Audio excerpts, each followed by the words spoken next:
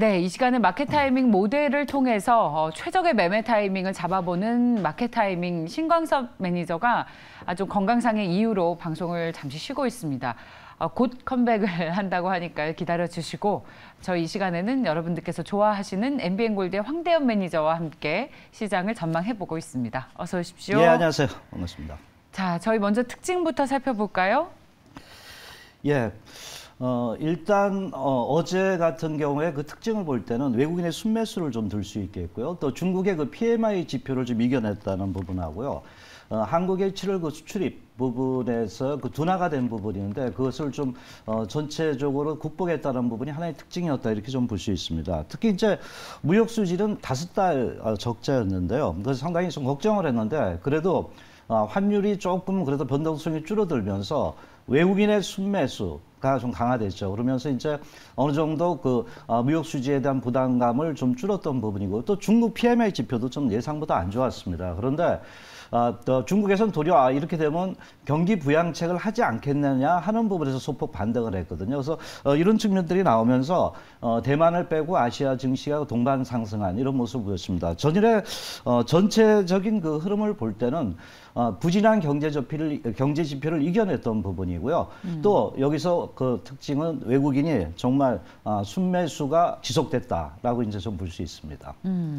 외국인 투자자들의 순매수가 지속되는 건 정말 반길 부분인데 네.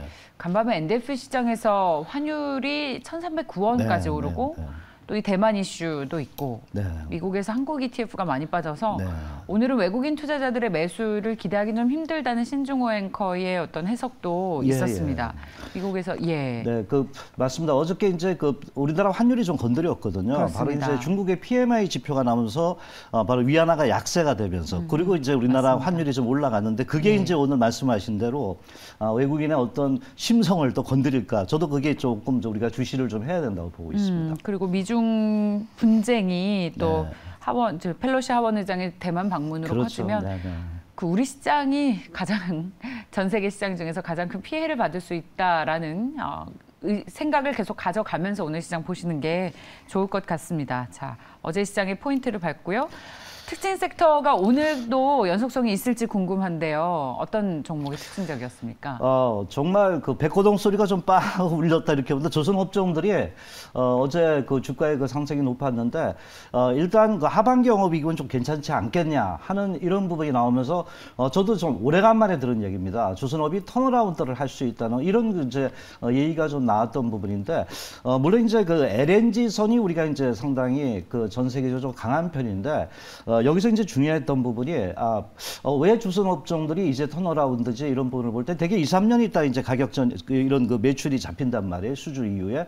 그런데 이제 원자재 가격이 하락된 것이 그 바로 조선 업종에 대한 어떤 실적 기대감이 높았다는 부분에 주가 반등이 좀 계속 이루어졌고 또 여기에 한몫을 한 것은 바로 외국인의 순매수가 좀 강화됐던 이런 그 측면이 좀 부각이 됐습니다. 어쨌든 최근 그 중국이 좀 상당히 우위를 점했던 부분에서 LNG 선에서 그 조선 업종들의 하반기 영업이익 기대는 상당히 긍정적이었다 이렇게 봅니다. 다만 이제 제가 조선 업종을 볼 때 결국은 또 인플레이션 정점론에 대한 어떤 기대가 높은 원자재 가격의 동향에 따라 조선 업종이 좀 변할 수 있다는 부분을 좀 우리가 주시할 필요가 있겠고요. 어제 또 바로 그 미국의 그 에너지 법안이 또 증시를 갖다가 좀 흔들었습니다. 바로 이제 풍력이라든가 태양광 이후에 2차 전지의 주가의 그 상승이 어저께 그 탄력이 상당히 좀 컸다 이렇게 보는데 뭐 에프코 프로 BM이 한 6% 정도 반등하고 LNF도 한 4% 이상 5% 정도 반등을 했습니다. 그래서 특히 이제 그 코스모 신소 이런 부분에 그 주가의 그 상승이 있었는데 이 배경 중에 하나는 그 미국에서 이런 그 세제 혜택이 한 7,500불 정도 그 세제 혜택 주겠다. 그래서 이런 부분이 또 다시 이제 부각이 되면서 2차 전지도 이러한 바이든의 그 인프라 투자라든가 에너지 기후 투자에 대한 수혜주로 또 부각이 되면서 어저께 탄력이 돼. 당연히 이제 2차 전지의 그 상승이 되니까 여기에 이제 전고체라든가 폐배터리도 같이 딸려서 이제 올라가는 이런 그 모습을 좀 보였던 부분입니다. 그래서 뭐 그 전해질 부분에서는 이제 그 PN텍, 후성 뭐 이런 종목들이 그 반등이 있었고요. 또 전고체에서도 PNT, 이수화학 등의 그 반등이 좀 돋보였던 하루였고요. 물론 또 기타 섹터들도 가만히 있질 않았습니다. 시장이 좋으니까 거기에 따라서 이제 그 PCB, 또 심택이 이제 하반기에 이런 PCB 분에서 이제 실적, 어닝 서프라이즈에 대한 기대 이런 측면이 부각되면서 PCB 관련주를 좀 끌어올리는 역할을 좀 했었죠. 메타버스도 가만히 있지 않았습니다. 바로 이제 자이언트 스텝이었죠. 바로 저도 그 자이언트 스텝이 VFX 때. 예. 아니요, 좋아요. 자이언트 스텝. 제가 좀 경험화 발음이 좀 센 편이죠. 예, 좋아요. 자이언트 스텝. 예. 그래서 자이언트 스텝이 예. 바로 이제 VFX 기술의 좀 가장 선도 업종이죠. 그런데 이 자이언트 스텝이 바로 이제 100% 풀 3D로 해서 광고를 때렸더라고요. 그런데 이게 시장에서 굉장히 호응을 얻으면서 어저께 자이언트 스텝 또는 전체적으로 이런 관련주들의 주가 탄력이 덱스타, 맥스트 이런 부분에서 상승이 좀 있었고요. 또한 뭐 태양광 에너지도 이제 이렇게 다시 또 SNS나 중소형주들 있잖아요.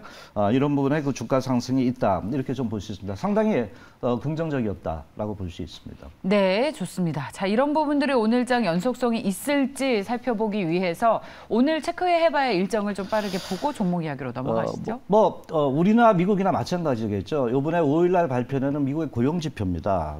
아이러니컬하게도 고용지표가 좋게 되면은 현재 도리어 주가는 빠질 거다. 그래서 좀 나빠야 된다. 왜냐하면 이제 고용을 많이 하면은 임금이 올라간대요. 그래서 이제 인플레이션이 또 유발될 수 있다는데 고용 지표가 낮으면은 금리 속도를 조절할 수 있다는 부분에서 시장에서 바라본 거는 일단은 고용 지표가 좀 예상보다 낮게끔 나오라고 이렇게 얘기를 하고 있는데 아마 낮을 것 같습니다. 한 20만 명 약간 넘게 예측을 하고 있거든요. 한 25만 명인데 6월달에 37만 명이었단 말이에요. 그래서 이 부분이 일단 우리가 좀 봐야 되겠고 오늘 이제 좀 봐야 될 때는 그동안 주가 랠리가 좀 했습니다. 다만 이제 악재가 주가를 올렸던 부분입니다. 그래서 이제 전체적으로 고용 지표도 탄탄하고 모든 이런 게 병행이 돼야 되는데 약간 언밸런스 쪽에서 상승을 좀 했던 부분이기 때문에 많이 오늘 환율이 움직인다 뭐 이런 부분에서 볼 때는 일단은 가장 우리가 중점적으로 봐야 되는 건 지금은 실적 장세기 때 외국인의 순매수가 나오는 업종, 최근 보면 IT 업종의 그 매수가 많습니다. 어제는 2차 전지 쪽이었거든요. 그래서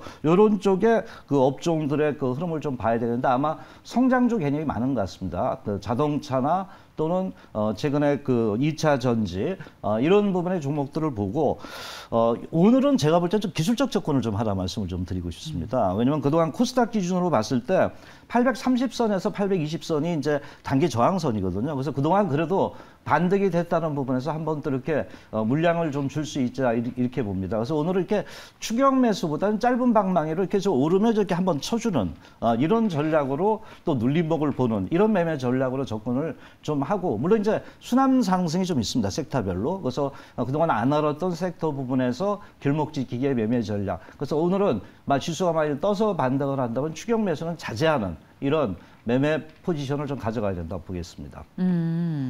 그래요. 그럼 시장은 좀 눌릴 가능성을 염두에 두신다라는 말씀이신데요. 자, 그렇다면 어떤 종목을 통해서 시장을 대응할지 살펴보겠습니다. 예. 바로 종목이 보이는 뉴스라 이렇게 말씀을 좀 드리는데요. 네. 어제도 이제 로봇 관련 부분을 뉴스에서 이제 뽑아냈던 부분인데 오늘도 한 3개 정도 가져왔는데요. 일단 차량용 반도체 부분입니다.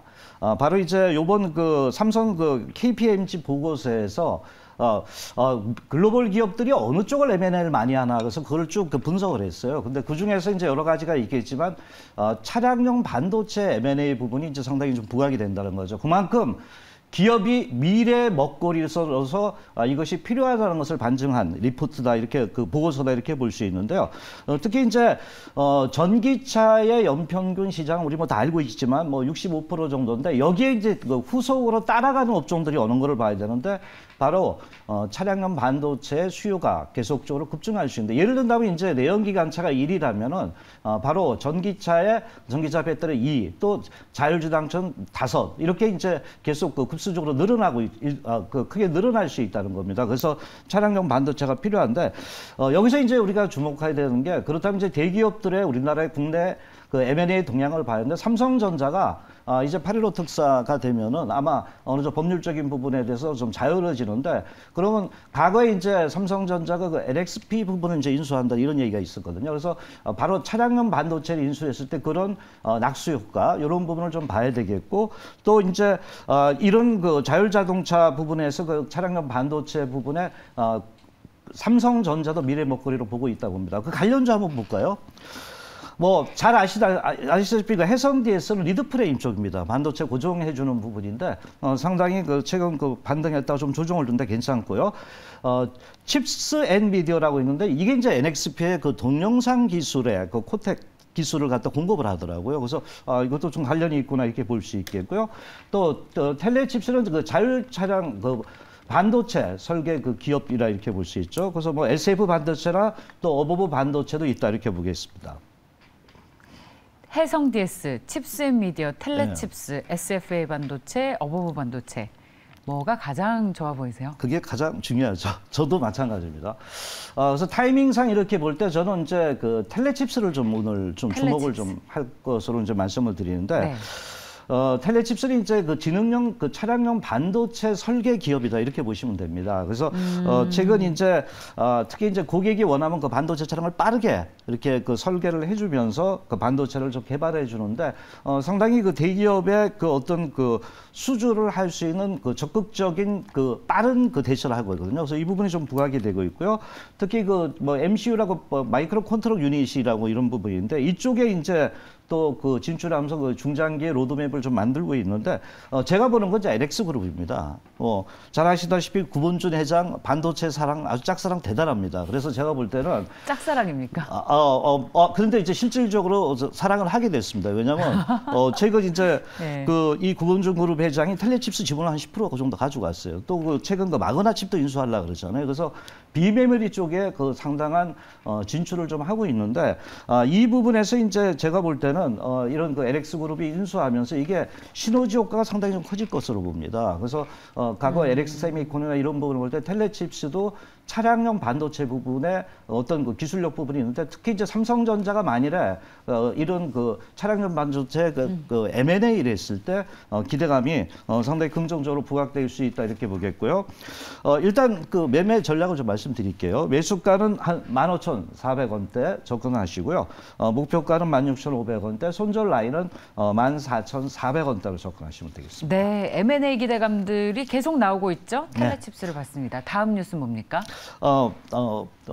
뭐니 해도 메타버스 이런 그 기기를 봐야 되겠죠. XR은 혼합 현실 이쪽이 이제 기기 업종을 좀 봐야 되는데 거기에 이제 동향을 보려면 이제 그 뉴스를 보시면은 애플입니다. 애플이 요새 적극적으로 좀 나가고 있거든요. 그래서 1세대 이후에 이제 2세대도 지금 현재 진행이 되고 있기 때문에 이러한 그 하드웨어 쪽에 가상현실의 어떤 그 진척도가 좀 빨라질 수 있는데 또 우리나라 기업들도 볼 때 삼성전자도 이제 그 메타버스 그 하드웨어 쪽을 갖다 집중적으로 현재 진출을 하고 있다 이런 뉴스입니다. 그런데 이런 부분에서 이제 서서히 타이밍이 전체적으로 보도와 맞물리면서 올 수 있다고 보는데 물론 이제 시간상 간단하게 말씀드리면 그 관련 업종들을 볼 때는 최근에 그 APS 홀딩스가 좀 많이 오르더라고요. 그래서 파이메탈 마스크가 좀 부각됐고 나무가도 이제 모습을 좀 만들고 있는데 3D 카메라 모듈이죠.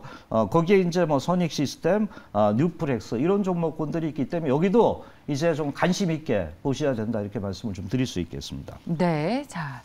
또 어떤 종목이 가장 매력 있는지 이 중에서요. 네. 일단 새로운 뉴프렉스를 좀 말씀을 좀 드리도록 하겠습니다. 그래서 특히 이제 메타버스 1인자면 오클러스거든요. 근데 이쪽에 그 오클러스 향 그 PCB, RF PCB 부분을 납품을 좀 하고 있다고 볼 수 있습니다. 그래서 매출 부분에서 이제 왜 그 뉴프렉스가 좀 부각되면 그 RF PCB 부분에 다른 대기업들이 다 이제 그 종단을 했어요. 끝냈어요. 근데 이제 이 기업은 계속해서 그걸 갖다 생산했는데 마침 수요가 이제 늘어나고 있는 겁니다. 그래서 이 부분에서 이제 그 매출이 늘어나고 있고요. 오클러스 그 차세대 VR이라 볼 수 있는 그 프로젝트 부분에 캠브리아 부분에 이제 납품이 되고 있다는 부분이고 또 한 가지 이제 부각되는 게 구글 쪽으로 납품이 되고 있습니다. 한 매출의 한 10% 정도 예상을 좀 하고 있는데 이런 픽셀폰의 매출 수요가 증가가 되고 있다는 거죠. 그래서 이 부분에 이제 그 매출과 더불어서 특히 이제 경쟁력이 있어야 되거든요, 요새는요. 근데 이제 가격전이라든가 근데 베트남 쪽으로 이전하면서 이제 전체적인 생산 단가를 좀 낮췄다는 부분 그리고 이제 마진의 어떤 경쟁력을 좀 갖고 있다는 부분입니다. 일단 뉴프렉스 모양 차트가 상당히 좋더라고요. 매수가는 일단 5,250원대 전후로 접근을 좀 하시고요. 목표가는 6,000원, 손절 라인은 4,600원대로 접근을 하시면 되겠습니다. 네, 자 메타버스 관련 주식 메타버스 아니고요, 여러분. 메타버스. 네. 제가 좀 경험화가 좀 높습니다. 아니요, 괜찮습니다. 네. 저도 늘 그 생각을 해요. 지적을 많이 받아서. 네. 메타버스 관련 주식으로 뉴프렉스 봤습니다. 이제 마지막 뉴스네요. 예. 네. 뭐니 해도 또 휴대폰은 우리가 놓치면 안 됩니다. 그래서 최근 애플 14e에서 갤럭시 Z 플립 4가 나옵니다. 근데 이게 뭔가 변했다는 얘기가 상당히 나옵니다. 그래서 그 뉴스를 이렇게 보신다면은요, 특히 이제 요번에 언팩이 이제 아마 8월 10일 정도 예상이 돼 있어요. 시연에. 그래서 요번을 봐야 하는데 그 크게 변한 게 제가 보니까 뉴스를 보니까 일단은 화소가 많이 변했어요. 그래서 카메라 모듈 관련주라든가 카메라 렌즈 관련주들이 좀 부각이 될 수 있다 이렇게 보겠고요. 그래서 120만 화소니까 굉장히 이 부분에 한 단계 업그레이드 됐다고. 또 하나 이제 요번에 갤럭시 Z 플립 4가 부각되는 게 힌지입니다.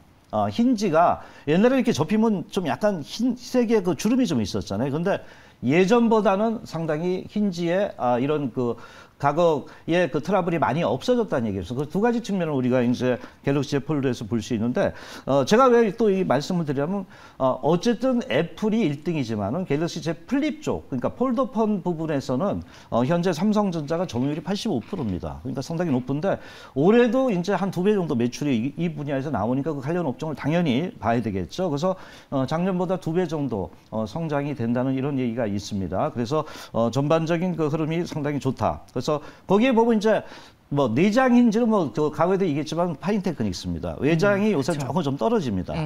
KH바텍. 그래서 그리고 또 레이저 커팅 뭐 필옵티스라든가 현재 그 연성 PCB의 그 인터플렉스 뭐 이런 종목군들이 좀 포진돼 있다고 보시면 될 것 같습니다.